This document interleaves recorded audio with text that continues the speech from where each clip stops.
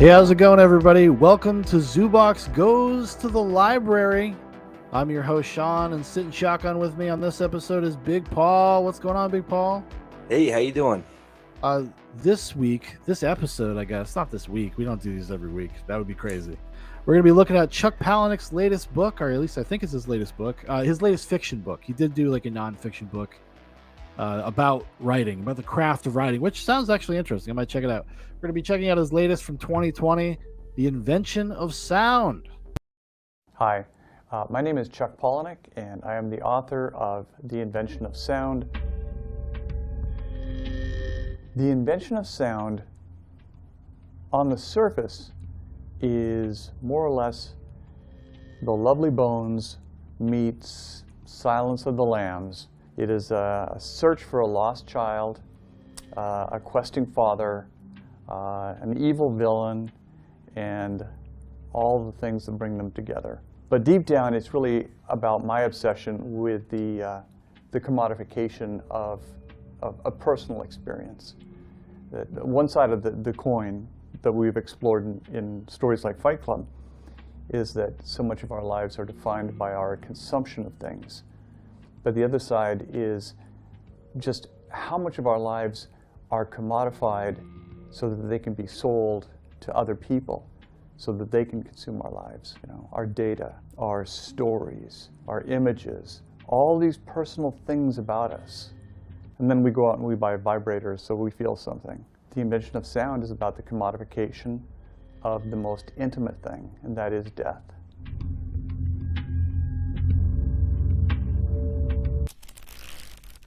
Hachette.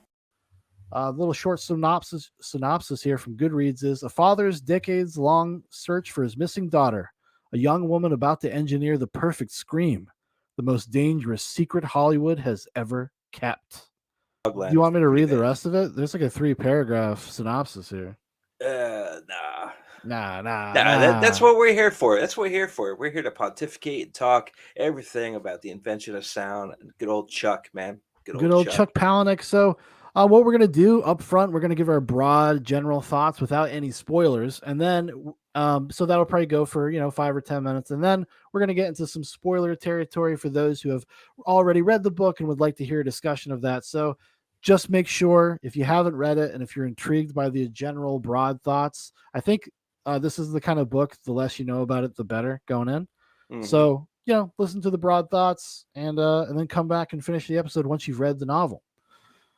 So this is our second time we've actually talked about a Chuck Palahniuk book on the channel. Paul and I have we reviewed the film Fight Club, but I connected with it so much more. Like, it meant so much more to me. And actually, like, I felt the resonance of it. Like, I just felt something deeper about it, and I felt like I understood it in a way that was more primal, more guttural, in a way that as a kid I reacted to it primally, but intellectually now I understand it primally. I understand what motivates that. Why do I want to be like that? Mm-hmm. And I think the movie makes a great case for it. I think it makes a great case for the maintenance of that and the importance of that. And so now I'm going to dedicate my life to raising my son as a UFC fighter. And when we went to review the film, we actually reread the book because neither of us had read it, I think, since we were teenagers. Yeah, that's right. Yeah. And I had, this was my pick technically, right? Because I had this in my Audible queue. Paul and I were talking about stuff, so Paul was like, "Oh yeah, sure, I'll do that." He read that little log line. He was very intrigued. He's like, "Oh, what's this? Oh my!" Mm-hmm. And then we're off to the races. Yeah. No, absolutely, man, absolutely. General impressions, man. I've been dying to ask you this all week.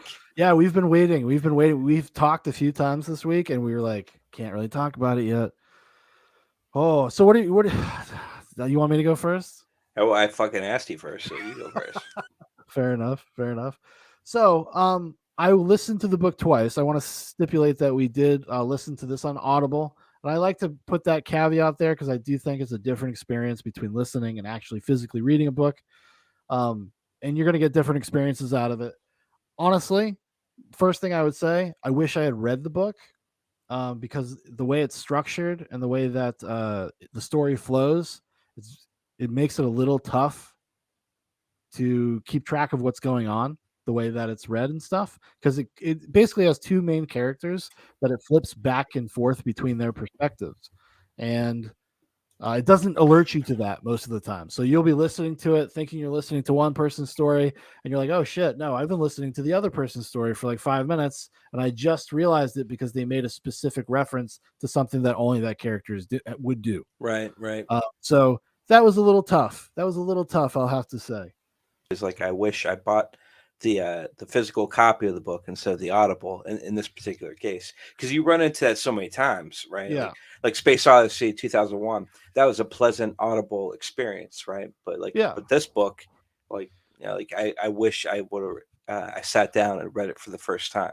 Yeah, I definitely read it too, because I forgot to write it down, but the actor who narrated the Audible for Invention of Sound did it. I thought he did a good job. It was easy to listen to, and then he did a good pacing too. So if you wanted to listen to it at a faster speed, you could follow along with it. It wasn't like too choppy, So that was pretty pleasant. So yeah, I mean, I think the second time through was definitely needed to really properly talk about the book.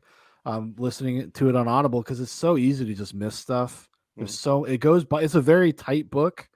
It's like 223 pages, I think, and it goes by really fast. It's a very quick listen, a very quick read, and it goes breakneck, and it's a very minimalist. There is no fat really. It's all, and it's not a lot of there's not a lot of characters. There's not a lot of talking. It's a lot of descriptive stuff. It's a lot of talking about people, about their experiences, but there's not a lot of first-hand material, I suppose. Yeah. And that could be that can make it feel a little abstract, a little obtuse, I think, to some people. But that's really, if you're more familiar with Chuck Palahniuk's writing, you'll be fine. But if you're new to Chuck Palahniuk, I think like this would be a tough one to start with. I would not recommend this as your first Chuck Palahniuk book, honestly. That's what I was like curious to ask you all this week, because I've only read Fight Club, and now I've read Invention of Sound. Yeah, and I'm going to try to without getting too much of it, I got a personal goal to do more recreational reading. So some of his other work is definitely on my radar. It's like queued up. Although now after this experience, I don't think I'll do another Chuck Palahniuk book on Audible. I'll probably get a physical copy of the next one. Yeah. But definitely check it out. But I've known this since the late 90s, since became Fight Club fans. You've been like keeping tabs on Palahniuk. For the last 20 so years, and I know you've read. I know you've read about 4 or 5, at least 4. More than that. I've read probably I read most of his earlier stuff, and then I kind of lost track of him for years. And then I've read a couple sprinkled in there, and then I've read his most recent few.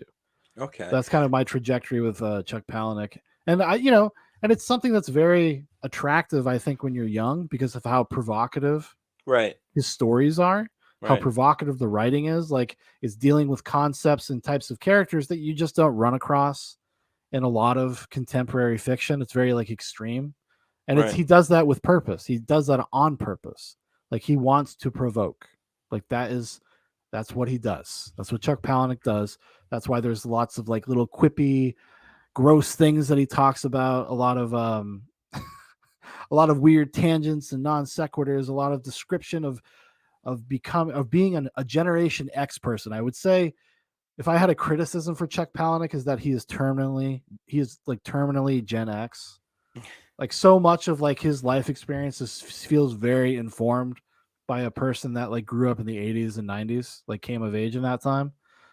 Just with self-help stuff and prescription medications and stuff like that. Those are themes that have just been big in Chuck Palahniuk's works, across the board. He always has elements like that. Mm-hmm. And this book is no different in that respect. It touches on those things. But he's evolved a lot as a writer, and now he's kind of dealing with, I think he's trying to kind of understand and grapple with current culture, specifically current online culture, and how that intersects with art and what that means. Right.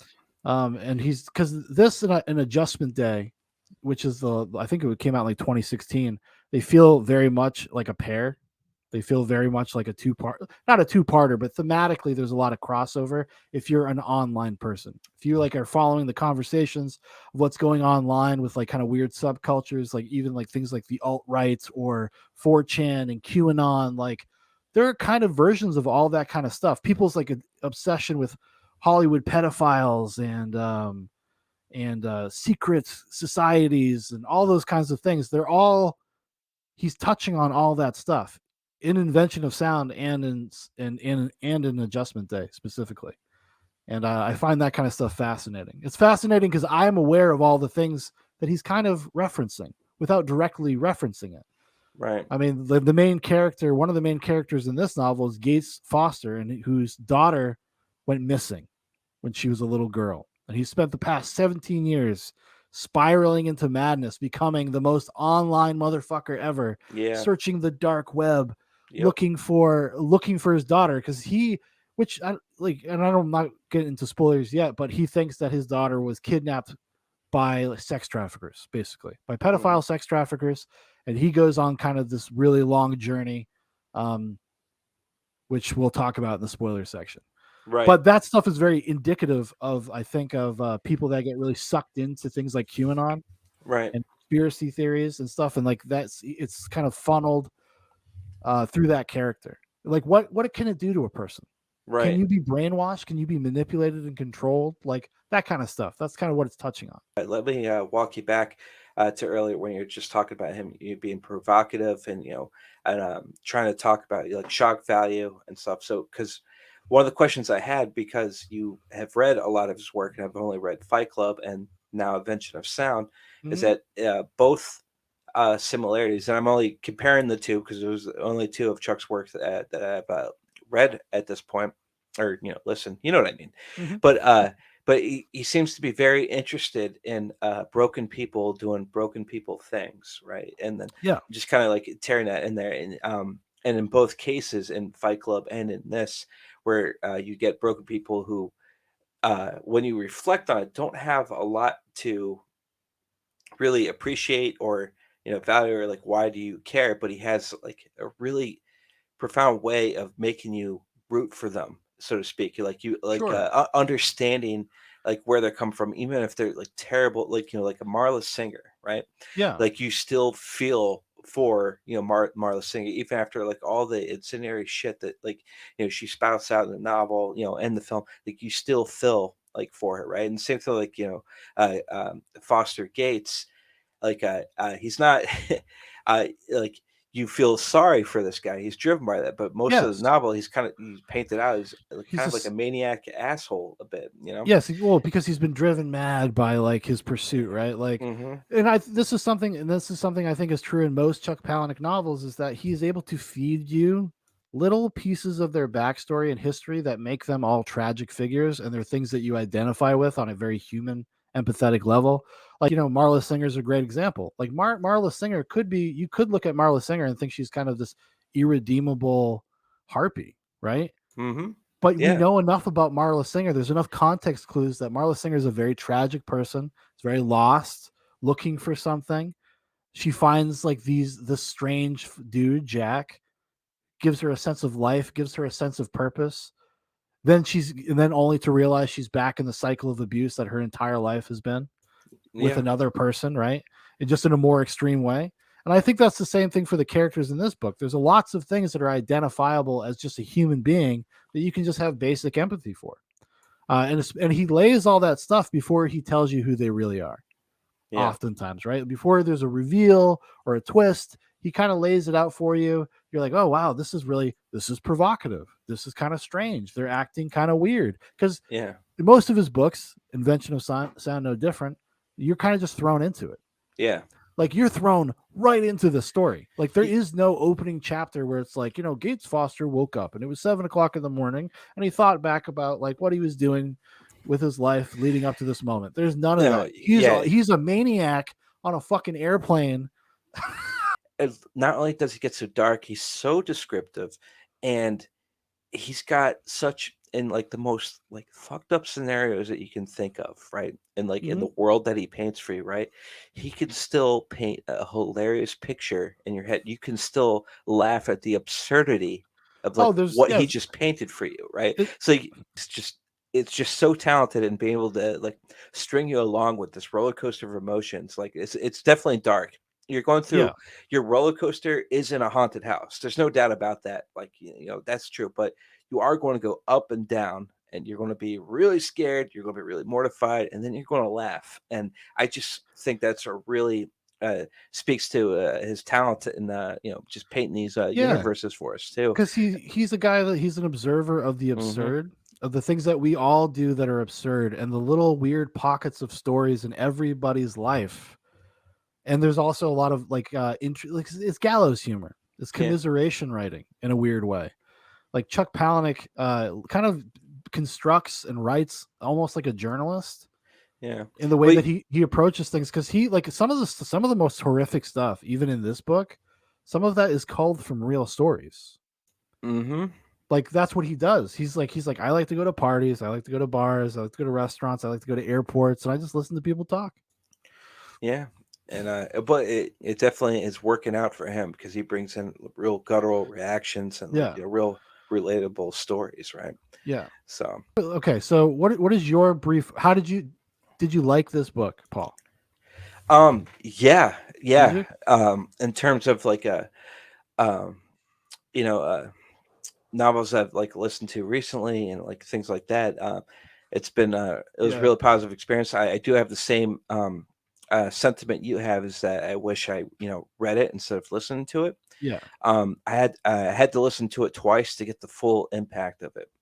Um, if I'm being like completely honest, I went through because well, a lot of my commute to work and stuff. That's when I was listening to it. And sometimes you're not focused. You got to focus on the Of road. course. Yeah. Yeah.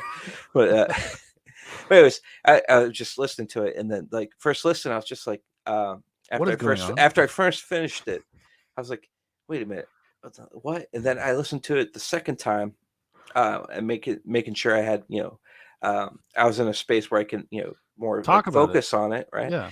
And uh and then there's like so many sections I missed. I was just, oh my, how did I just glaze over that one? Or like Yeah, I know. somebody must have cut me off over the road when he was talking about that. Holy shit! And then like it was, like the second time I listened, I was just like, wow, it was just crazy. And then I finished it. I think like maybe a week, a little more, longer than a week before you finished it. So Mhm. I had more time to stew on it.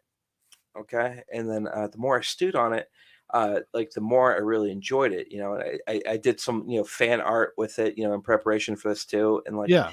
I just really I just kind of like really got into it. The absurdity of it, the horror aspects of it, because that's one thing too. Like I definitely would say it's like a thriller horror Yeah, and this to is me. his most specific like genre feeling book. I mean, there's horrific things happen in all Chuck Palahniuk books, but this one felt firmly entrenched, and like you can see the movie of The Invention of Oh Sound my in god. your head while you're reading it. Like, Hmm. and that's very Palahniuk. He's very he paints a picture for you, even when he's kind of doing minimalist stuff. Like, and it actually works in towards like being a movie because of how minimalist it is. Because it's Hmm. like it's all meat and potatoes. Well, Like, it's like that artist Trite, right? Like less is more. Like you can get so impactful like yeah, with that, right? And like the more you get to imagine it yourself, it's just like like because we both read like a lot of Stephen King, right? mhm. Sometimes like like some passages you're reading, there's no room for interpretation. Like So, you know exactly where you are, what you're like seeing, what you're looking at, it's like right? Jesus, Steve. I don't need to have the road described to me. The It, feeling of the asphalt. I'm sure it's a magical thing for you, Steve, bringing you back to your youth. You it, it, fucking psycho. But yeah, it's a goddamn road, man. Stephen King's Just also, he's a move on. guy I really like his prose. He's another Yeah. writer. I just like the flow of his language. Actually, out of the audiobooks I've ever listened to in my life, the person that's work is elevated the most by audiobooks is Stephen King. It feels like they are meant to be read out loud. Like just the pacing and the tempo of it, and um some really great Stephen King audiobooks out there. But the general like structure of this book, while we're still in the spoiler-free things. So it's like written in third person omniscient. It's broken down into 3 major acts, which has very clever titles for each act that it's in. And kind of speaking to your criticism earlier that listening to it, it's hard, like, to flip going back and forth, to each character, but they pretty much drive that. And then the first act is basically just like hardcore character development. And then it's like forgive us our trespasses is the title of the first one, right? And it's just like a little tongue in cheek, right? Because he's tying in like some biblical shit, like into some like really heinous shit, like with these like broken characters going into it. And then like the second act of it, tape bleed, where and this isn't a spoiler, but they talk into this old Grateful Dead effect accident that happened where it. When they were recording, the sound bleeded into another part of the thing and made it like a beautiful mess that the industry tried to replicate over and over, right? But it's a great metaphor for like what's actually happened in the second act with all these desperate like characters that we have start to intertwine. And then the third act called The Perfect Scream, which the main one of the main characters, Mitzi Ives, is a folio artist that specializes in screams, because in that, and like as you read the novel, you'll realize, like that's such a great title for the third act, and it just really comes in together. I did see like a lot of people online, other people thought that it was like a lot of incoherent, and then he just tried to like tie everything in there at the end. But I'm telling you, it's like somebody like listened to it like twice and got the stew on it. I don't think that's the case. I thought he did a good job, like talking about that. So like read like again, like you said, you gave the caveat at the beginning. Reading it, it's like so much richer, to listen to sometimes with certain works. But this is definitely one of them. I do wish that I read it first, but like the more like I think about it, I don't know how he could have interacted and like told that same story. No, because he was doing something that was super tight. Like there's just not a lot going on outside of like those two characters and what they're going through. Like I said, it's very like cinematic in that way. It's clearly like a 3-act movie, a 3-act story, and then you get to the third act, and that's all your payoffs. Yep. And it happens very quickly. Everything happens like boom, boom, boom, boom, boom, boom, boom, up until the very end, which when it gets really wild, and the last, like I would say, listening to an audiobook, the last like 20 minutes are like very wild. But it's all it's all building up to that stuff, and it's all the payoff. And that's why actually I think I was so happy I got a chance to listen to it a second time, because you can see how he's building towards that third act. You can appreciate it because you know what happens. So you can actually appreciate all the little foreshadowing and the seeds he's planting with everything. And I mean, is some of it like a little silly and contrived? Yes. Like it gets very I would say it comes kind of close to jumping the shark a little bit. Well, with the excessive use of foreshadowing, because he does that a lot. Yes. Yeah, but you don't know that until the second time through. At least I didn't.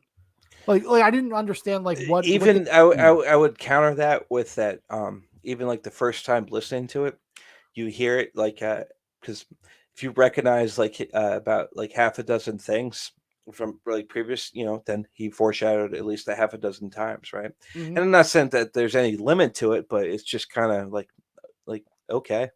Well, that's what I mean. Like it felt like a movie because it was like, no, I want to make sure you understand a little bit like the point I'm driving here and where the characters are going. Like nothing was nothing was super like the first act. I had a completely different conceptualization where I thought that story was going to go. I had a completely different idea where I thought that story was going to go. I thought it was going to be, I thought it was going to be much more straightforward. I thought it was going to be a little bit more like, oh, here's this guy, here's this Foley artist.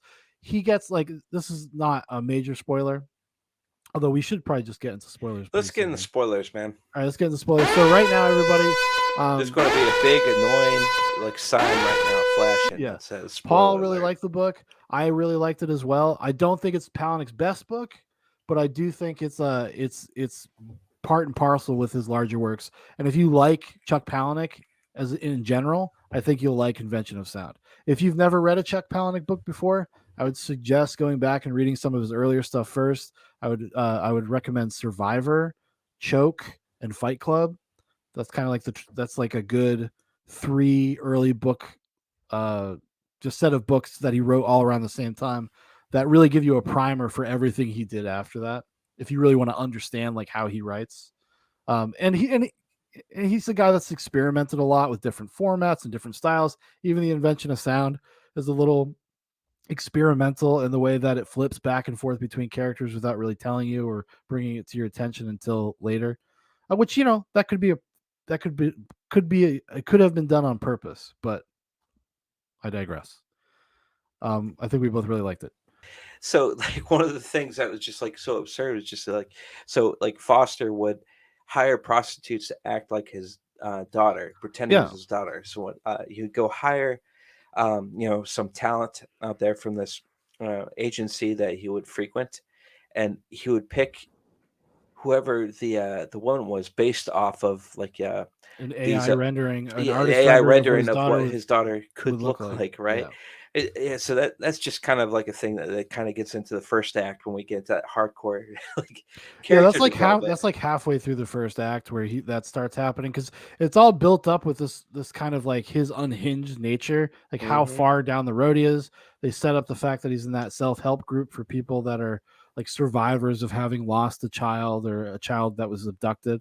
Yeah. Um, They never make it explicit, at least, and maybe you can correct me if he knows for sure that his daughter was kidnapped by sex traffickers. I don't think that's like something that he knows for sure. No, he he He he just never thinks that. knows. He never knows, right? And like we kind of get into that at the end of the first act when it's when it starts tying in his line with Mitzi Ives when he hears his daughter's voice in a film Yes, and which like is a slash horror film, right? okay. And so Well, and but like the narrator like states, it wasn't his daughter's voice until it was his daughter's voice, right? yeah, because From that film. he's got like confirmation bias. Hmm. He sees what he wants to see sometimes, and okay, let me tell you what I thought was going to happen at the end of the first act. I thought we were going to do this like dark web, Hollywood pedophiles, some secret like cult thing or something, some secret society stuff, and that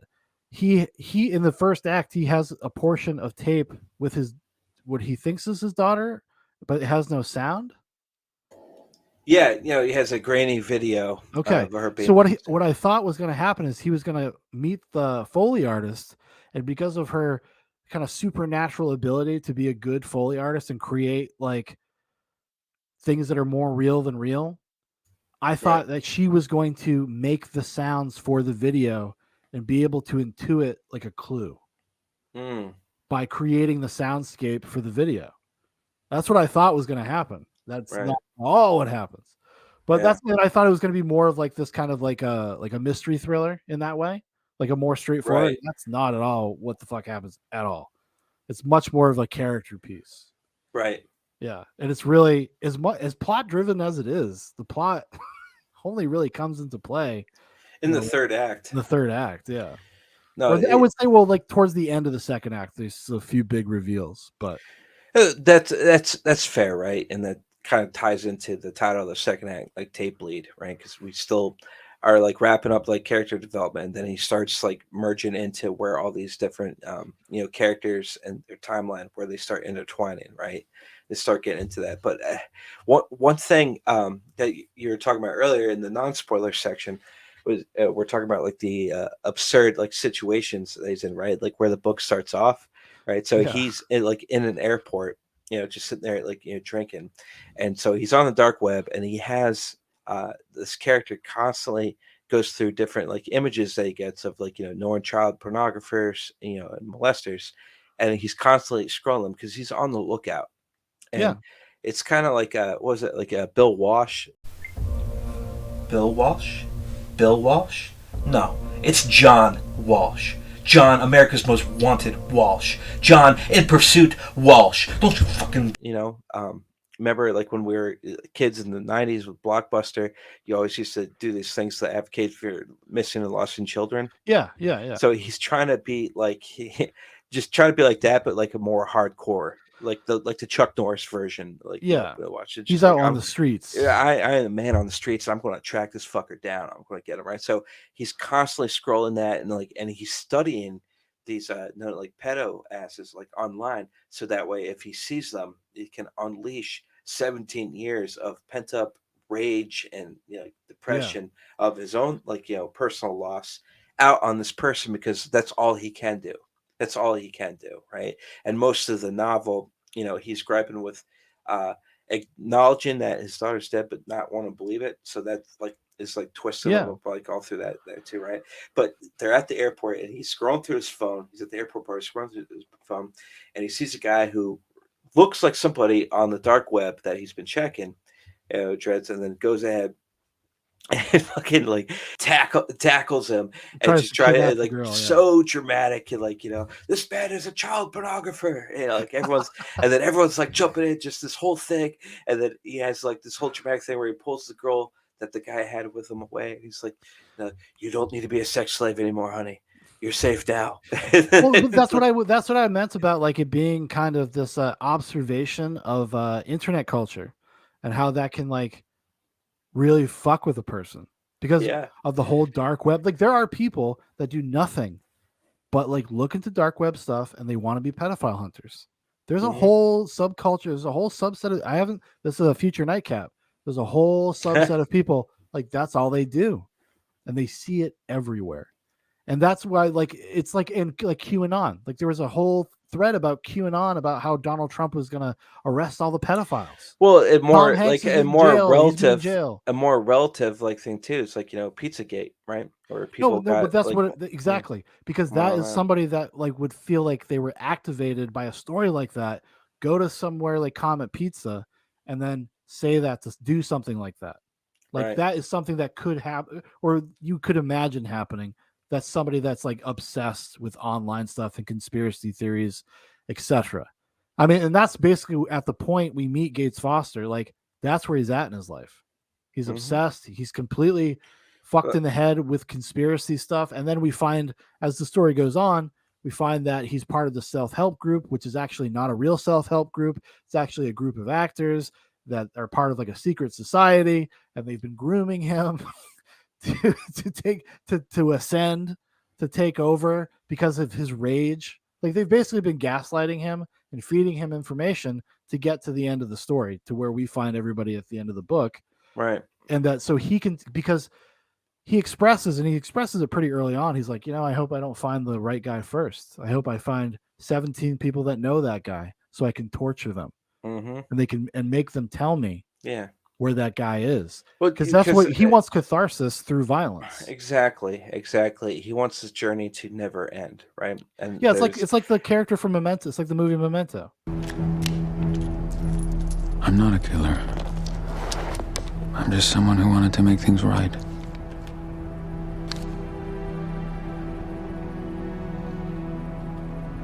Can I just let myself forget what you've told me? Yeah, exactly. Like I want to, like, why? What else am I going to do at this point? What would my life be if I end it now, right? Yeah. And I think like a lot of that stuff, even with the stuff with his character, like with the prostitute, like it's like acknowledging people's weird hypocrisies.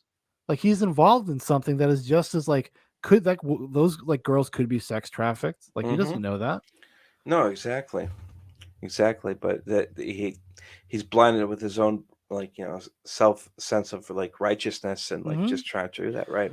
And you see like really where he becomes unhinged with the prostitute, because one of the prostitutes that he frequents on this started understanding the story of his daughter better than he did. Yeah, like he's losing because his mind, he's not well. He's not a well person. No, he's going through this, and like he's starting to lose details, and this prostitute is remembering more, and then there's a scene in there where he starts like losing his shit over this, because like not only because he did this, he's using the prostitute for a sense of control, tried to like do this. The narrator even mentioned something like it was expensive, but it was more effective than any therapy could provide him, right?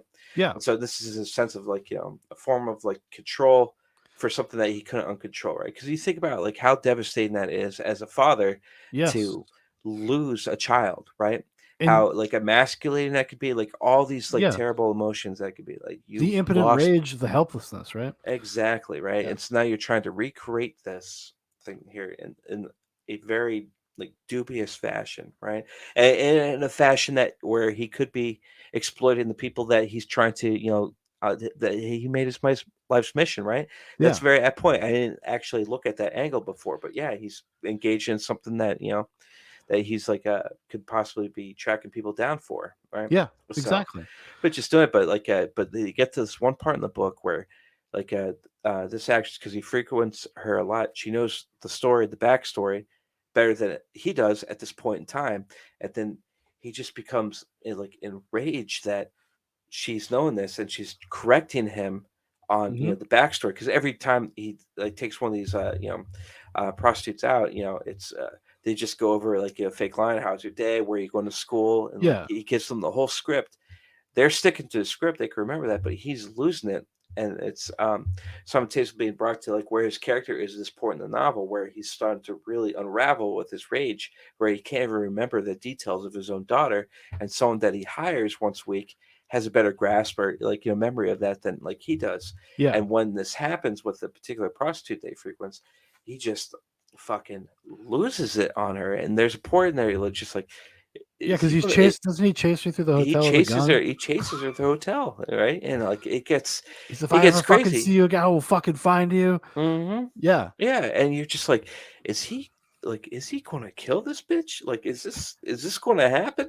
Like, Well, it's also it's interesting. Like, there's also like a subtext there about like like there's a parallel between what Mitzi does for a living, which is she's involved in movies. She's a Foley artist, like you said.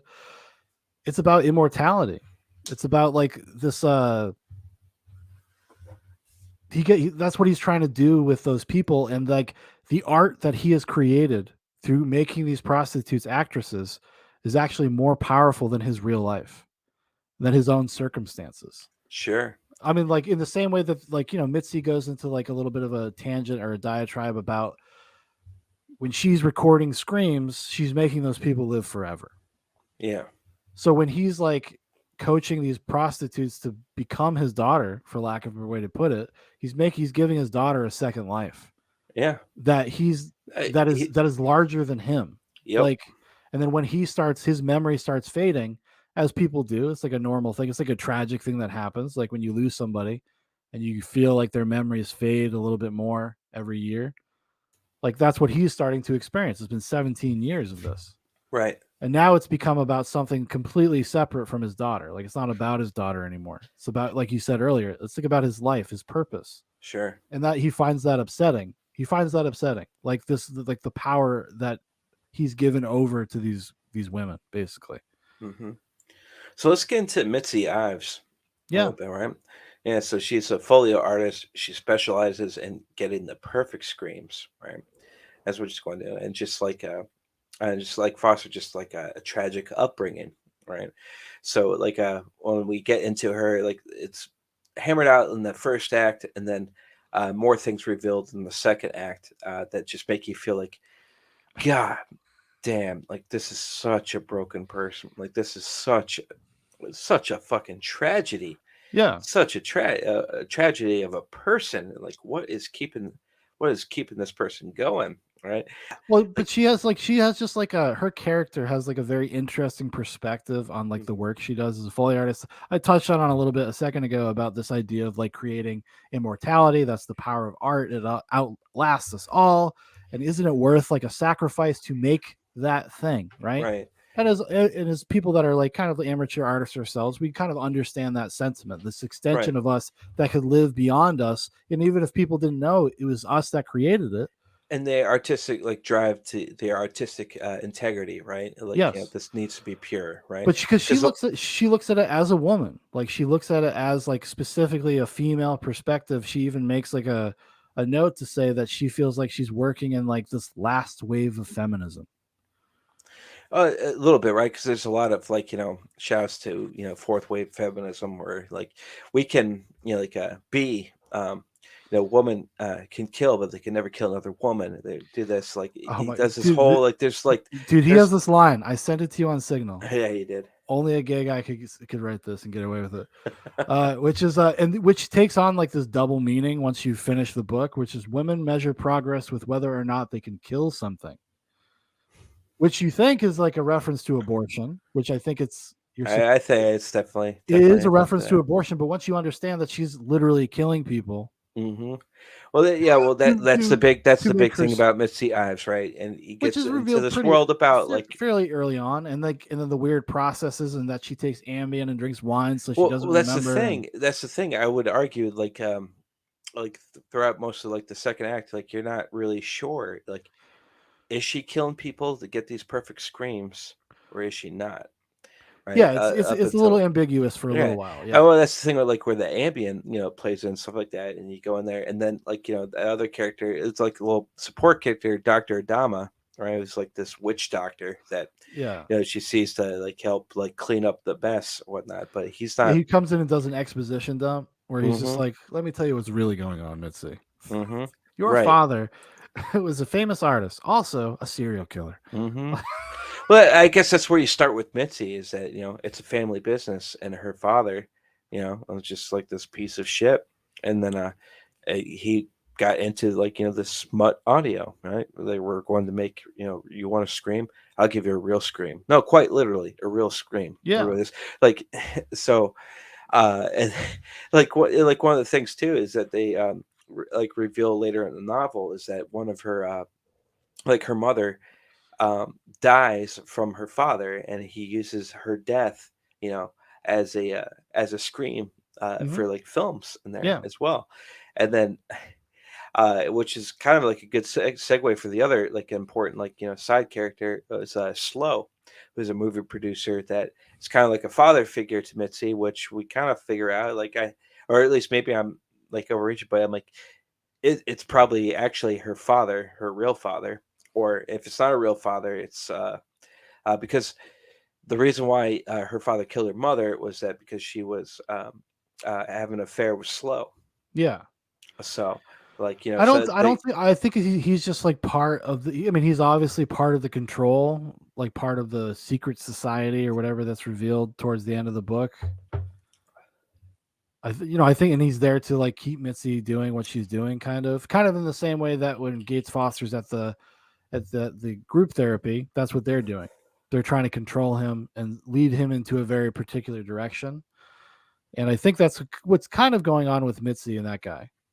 One of the themes of Mitzi and one of the themes of the book is the commodification of the human experience and what we do to people through art and commerce and how those things intersect, right? And that's a big part of her thing with the Foley artist and capturing the perfect screams. And like she goes through the history of it and how much money you can make off of a scream long term. That's why people are willing to pay you $50,000 for a great scream, because they're going to be able to use it in things for 100 years. And it's interesting because like, once it's revealed that those screams are real, it adds this interesting layer because there's a commentary on like how audiences perceive genre stuff, like cheap genre stuff. They feel safe to go in and watch and enjoy like a torture porn movie because it's not real. Like it's not real. It's a safe way to experience like some of the darkest aspects of humanity is through art. Right. And we kind of take advantage of that, and we pick at that when we create things. And and we're comfortable with it because there's an abstraction there. It's not real life. It's an abstraction. So we're comfortable with what we're watching, even though the reality of that would be horrific. And as an audience member in this world, people don't realize that they're actually listening to real people dying, which adds this other weird layer about people's enjoyment of certain types of things without really acknowledging what they're enjoying. Mitzi's the same way. Mitzi takes Ambien and drinks wine so that she is kind of like this pure vessel. She has like plausible deniability in a weird way. And that's something that's set up and encouraged by her handlers, basically. Right. The same way Foster is being like handled by his rage. Right. Yeah. Because like that's what the self-help group is feeding Foster a little. They give him that clue. They give him that thing that makes him think it's his daughter.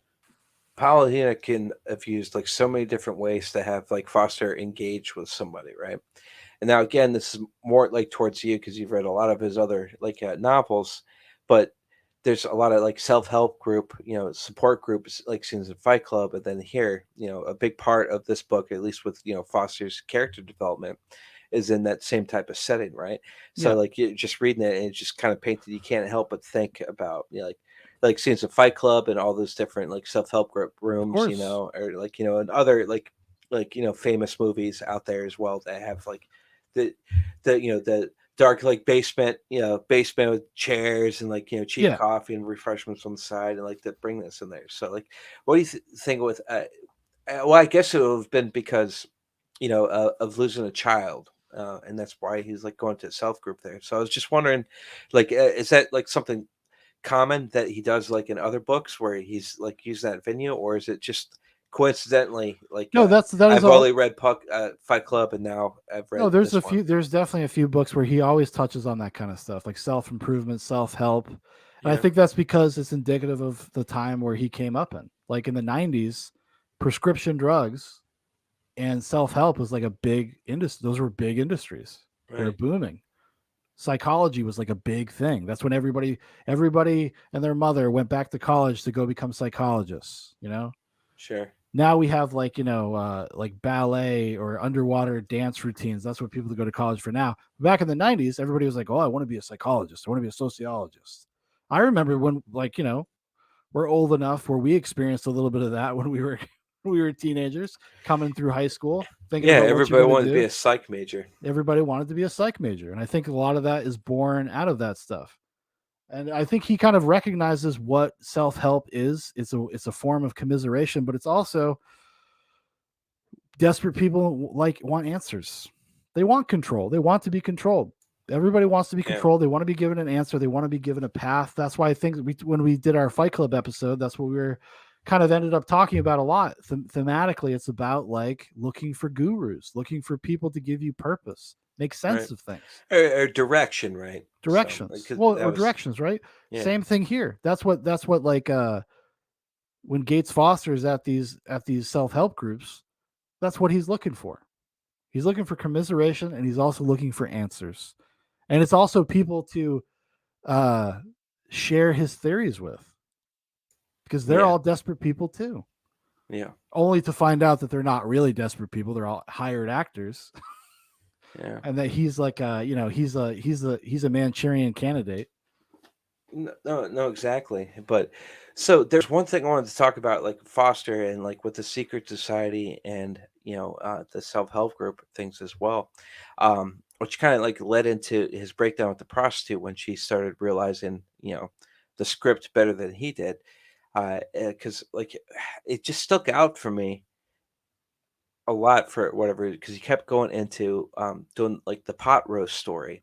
Guy goes to a dinner party. He finds himself in the kitchen with a hostess, and he asks the hostess, "Why do you cut the ends off to your pot roast? Doesn't make sense to me." "Well, that's what my mother always did." And my mother's actually here. Let me ask her. She comes in the kitchen, and he asks her, "Why do you cut the ends off to my pot roast?" She says, "Well, that's what my mother always did, so I just did it." And as a matter of fact, my mother's here.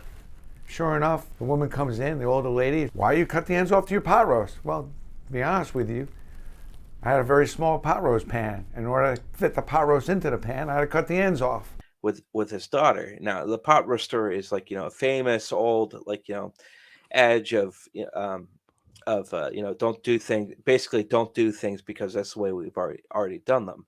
That Yeah. wasn't unique to that. And I was just trying to think like was Palahniuk using that as like a device to show that he's like actually like lost it. He's just not in touch with reality anymore because that obviously didn't happen. That wasn't an exchange he had with his daughter, like using the story, and he's just kind of reminiscing, like because we always romanticize, we always make people that we love or memories of people that we love, better than what they were, whether we want to Yes. admit it or not, right? Yeah, that's what I was gonna say. It's like idyllic. So It's like Leave It to Beaver 1950s idealism. right, so like yeah, is that where he was going with that?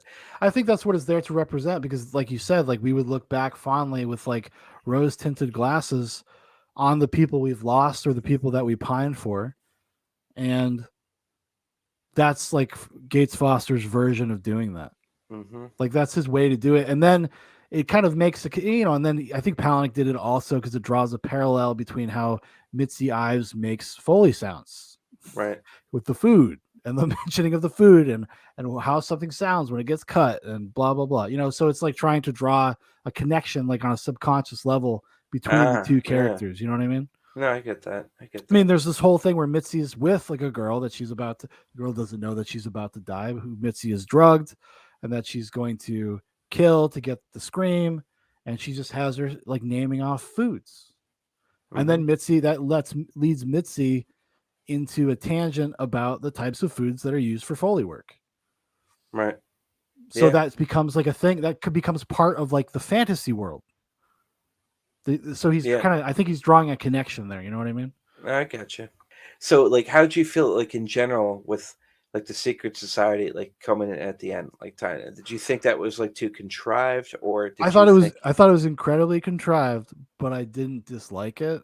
Mm-hmm. And I didn't dislike it because I thought it is like a commentary on how people that are like deep in the internet think about the world. Right. It's like how paranoid schizophrenics think about their life.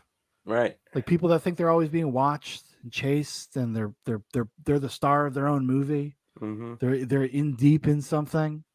Oh shit. Right. Because the government's out there watching me, dude. I've been on these websites. I'm trying to find the truth. I'm hunting things down. So it kind of like feeds into that idea. And then you're like, well, what if it was true? Like, what if it actually was happening to you? Right. Because and I think it's a fair criticism that the last act is like so fucking, it's an hour and it's just like barrels through everything he set up. It's like a truck just driving through all of it. Like just to get to the end. Right. It's like very breakneck pace.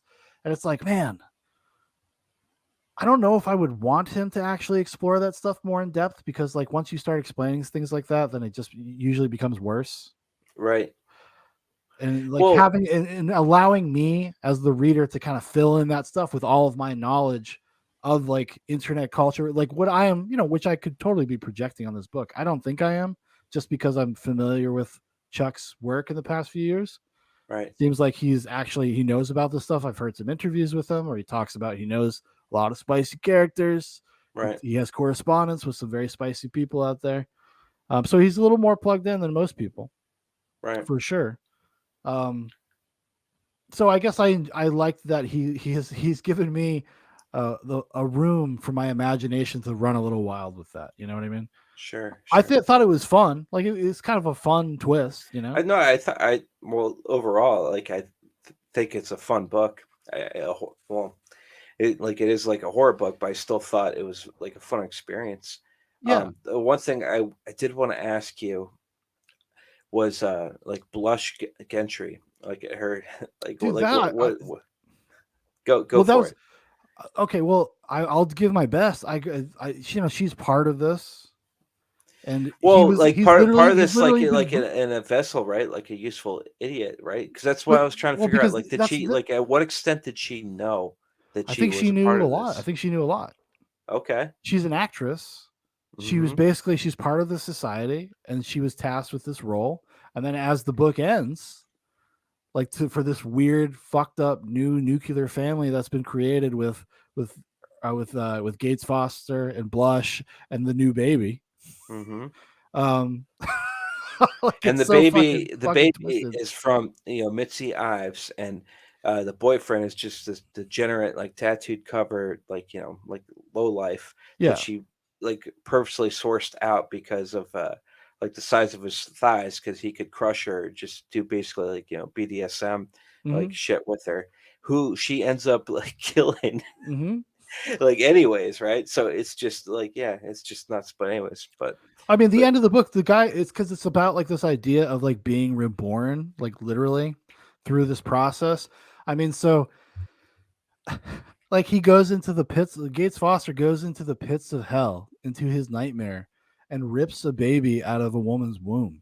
Mitzi Ives, Gates Foster rips the baby out of Mitzi Ives' womb. Yeah, it's fucking nuts. It kind of comes out. It comes out of it. It doesn't. I felt like it came out of left field, but the more that I've sat with it, I don't think it is as like crazy as No, I felt the same way. yeah, because you're like, holy shit, like Well, there's a bit of like foreshadowing, right? Because like slow. Because here's the thing, too. Because they talk about that limbic resonance thing, and these are other biblical reference with the trumpets, like tearing down the walls, and yeah, he's going to the Academy Awards, knowing that like what's going to happen, but he's still going, which I still haven't like fully figured out whether or not like the higher up said like, hey, it's time for you to check out. This is where you check out, yeah. type of thing, right? So like it's I don't Well, know, they're man. Hollywood people. This is about the nature of Hollywood as well, which I thought he was going to be way more vicious towards. And it's not. I think it's all in the subtext, like kind of the vicious indifference and the commodification, like I said, of the human experience, and how they're kind of indifferent to that. They're indifferent to the process, like some of these people. They're just there for the accolades, for the star power, for whatever. And it's almost like this is what you got to do. You got to like pay your fucking dues. Mm, Like you got to be part of it. You got to be part of the system. And then Gates Foster, which this is something I am a little foggy on, and maybe you can help me understand it better. It's like, why is Gates Foster is chosen to be like the new guy?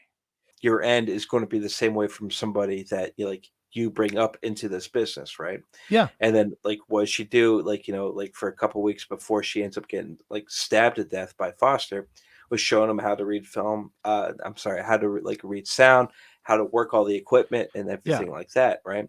And then she even ends up getting another actress to recreate the voice that of Foster's daughter, so it actually happens, which was pretty just like pretty wild, and like I'm still chomping on that, but yeah.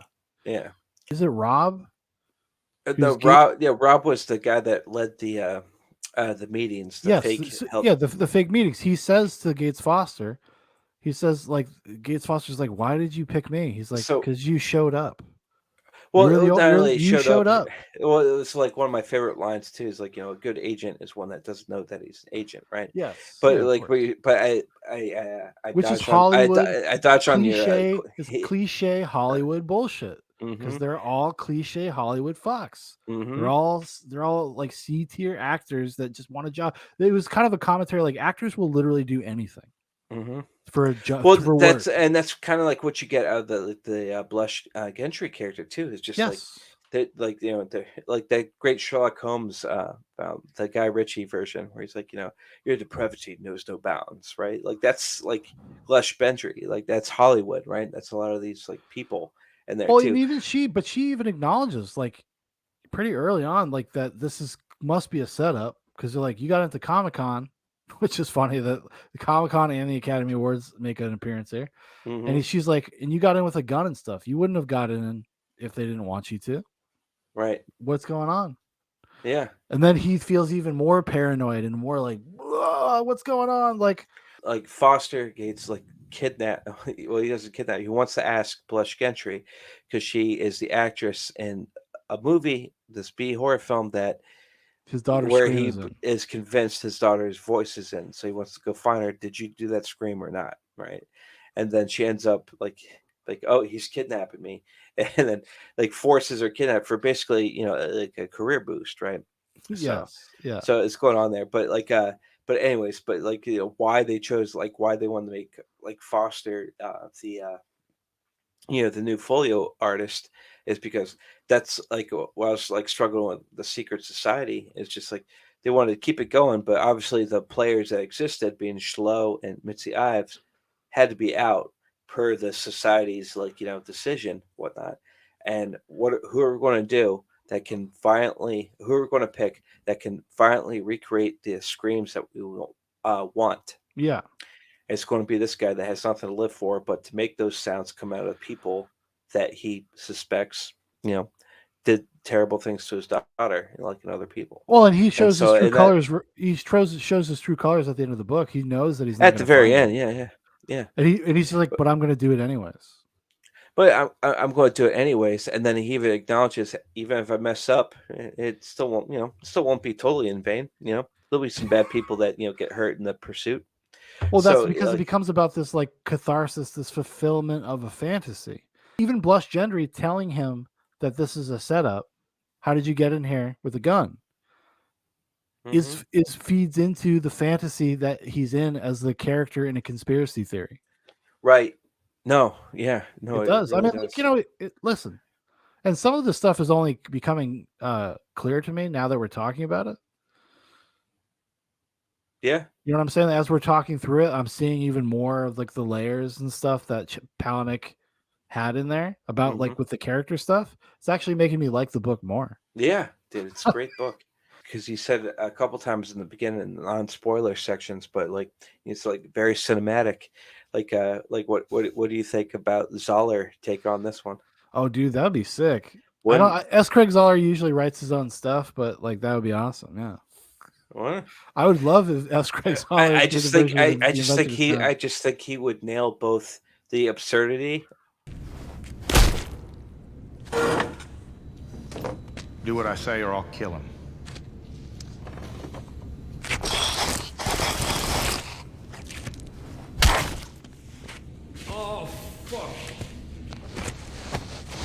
Of Dude, it, and it would kill the horror aspect. No pun intended. Like, right? I think he'd be able to do both like so well in this, and you would yeah, need dude, somebody you with get that type of. You get Vince Vaughn to be Gates Foster. You get Robert Downey Jr. to be Slow. You get Mel Gibson to play Dr. Amata. Oh yeah. No, Who we plays can the get girl? going. Who plays Mitzi? What's her name? Hella Bog Carter. Just Helena Bonham Carter. No. She's too. no, No, you got to find somebody more innocent no, looking, no, like no. What's that? Naomi What's that? Watts. What's Naomi that British girl Watts. I like? What's that? Keira Knightley. Keira Knightley? Ah, no. Really? No. Keira Knightley? Well, fuck you. Yeah, Keira Knightley. Yeah, I was gonna say Naomi Watts. yeah. Let's go with Keira because I still got a crush on her. Okay, Keira So Knightley. yeah. She'll take the work. She'll take the work. She'll take the You're work. done. You're done. Mm. Yeah, Problem solved. that'd be a great one. Actually, you know what I'm going to do? I'm going to start making like fake movie posters of Zoller doing like to the author Fight Club. Yeah. Dude, you can And the director. I'm just going to start get doing his- this. I'm going to start posting on Twitter. Just That's what get I'm his going to do. just get his email and send it to him. He'd probably love it. Like, Yeah. yo, you ever read The Invention of Sound by Chuck Palahniuk? Mm-hmm. Yo. Yeah. Oh, Well, yeah. they tried to crowdfund a Chuck Palahniuk movie like years ago for really? for this book he did called Lullaby, which is a pretty decent book. Another book that like goes crazy towards the end. Like about this ancient lullaby, this culling sound, like this death lullaby, and if you hear it, like you die. He has a great when you describe his books in like a sentence, you're like, wow, that sounds very fucking intriguing. Mm-hmm. Oh, no, Um, for sure. For sure, man. Yeah, but I could see the movie when I was reading it. Like Mhm. it's just felt like because it's so tight too. Like you wouldn't. It feels like in the same way like Fight Club is tight. Like you don't need to do a ton of like adapting. Mm-hmm. You could kind of do just you could take out. So there is some extemporaneous or just some fat here that could definitely be trimmed. He does like have a preoccupation with how the process of things, and he likes to describe them in very explicit detail. Which I, for the most part, I actually really appreciate. Like, it was actually kind of fascinating just kind of reading about the history of Foley work. And It was. Didn't you feel like I felt like I was an expert after like reading all Yeah. this stuff too, right? Yeah. And then like the little diatribes, like Mitzi would have in a novel talking about it, like we've gone so far away with other things, but like in terms of sound, we're still in the dark ages, and then like just everything. I liked all the references he made, like to the Wilhelm scream.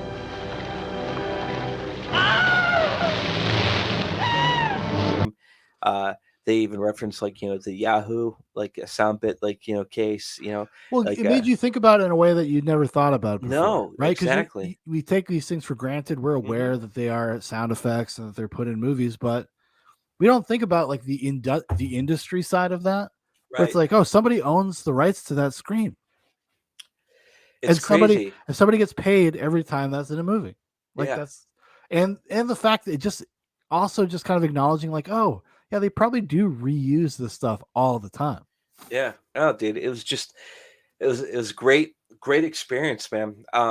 Listening to this novel again. I wish I read it, but but like listening to it, it's not going to kill it. Just like unless if you are, that's all you're doing is listening to it, you'll be fine.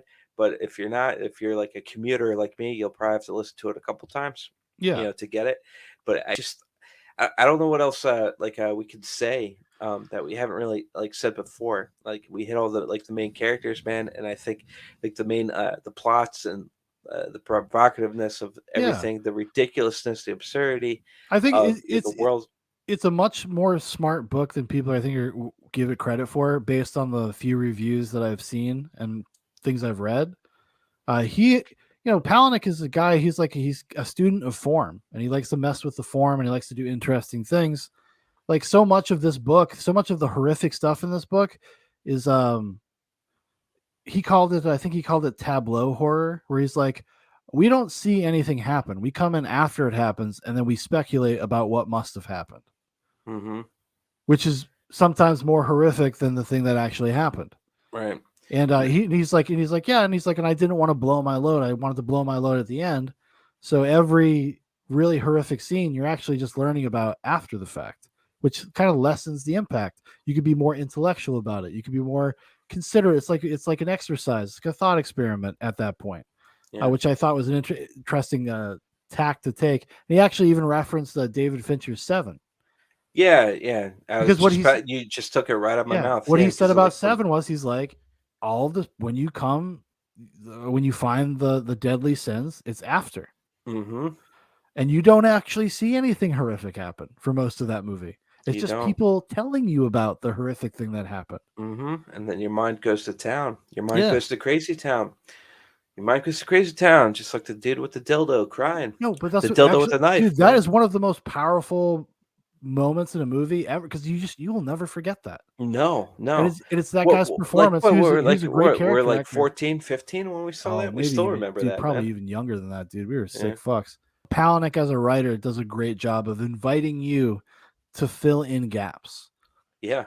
To create pictures. To you go there. He's not taking you there. He's just giving you enough to go. He's giving you a little clues here and there. He's like, what do you think about that? I can't tell you how many times, like in between meetings at work, or driving back from work and stuff, like just chomping on what I listened to earlier. Just like, wait. So deep state. They got a deep state shit going on. Who's doing what? What was slow? Oh my god! It was great, man. It was great. It was just a good, at the end of the day, right?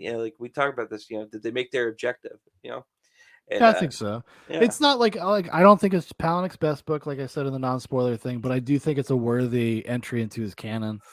It's better than Adjustment Day. I'll say that. And I thought Adjustment Day was okay, but this one is a little bit more palatable as well. But on the Audible, 1 through 5 stars, there, what are you hitting? I would give this a solid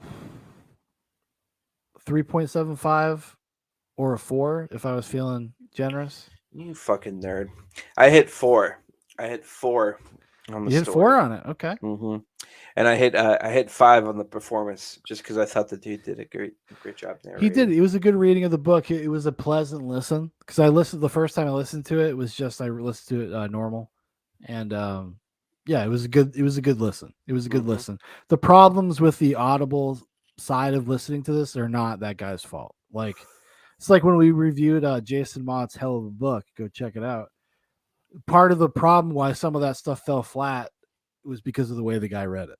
Right. There were things in there that might have been more impactful had it been performed better inflections. If you're going to tell a joke, maybe change your tone that you've been using for the whole book. Yeah. Right. So. My mind. Oh my God! I just realized I'm a black man. No, but I just really like. I just kind of like Chuck Palahniuk too. He's a guy I could probably listen to talk, just interviews. I could listen to him for hours. He's just a fascinating dude. He's got a weird writing process. One of the things that he said in terms of about the because he's like a Gen X gay guy. They're like, well, you're writing about somebody like Gates Foster. How do you write a guy like that? He's like, I'm at the point in my life where I'm mourning the kids I never had. He's like, I wish I had a legacy. And he's like, and I think about that, and I think about what it would mean to have it and then lose it, and the madness that would engender in a person. So he's like, that's why I like him, because he's very self-aware and he's very honest. He doesn't pull punches. Like, that's like no matter how you feel about the concept of like abortion or whatever, women measure progress with whether or not they can kill something is both a hilarious line and also not that far off the mark. Not to be too political or anything, but like, I think like that is like, if you measure progress by like this kind of bodily autonomy, like, and then you look at reality of what is actually occurring, because abortion's been made such like a political issue, like that's a pretty astute observation. I would never say something like that. Obviously, only Chuck Palahniuk would. I would never say something like that. But you're just pointing it out. Yeah, I'm just pointing it out. Listen, guys. I'm just talking. Also, another thing I learned about Chuck Palahniuk, I just want to say before we get off, he's a big fan of Kolchak the Night Stalker. Oh, just want to say, one of Kolchak your the Night all-time Stalker, favorites. one of my all-time favorite things ever. You would make me, when we were kids, watch hours of that shit. You gotta check this out. Loved it. You gotta check this out. You loved it, dude. You loved it. I love being your friend.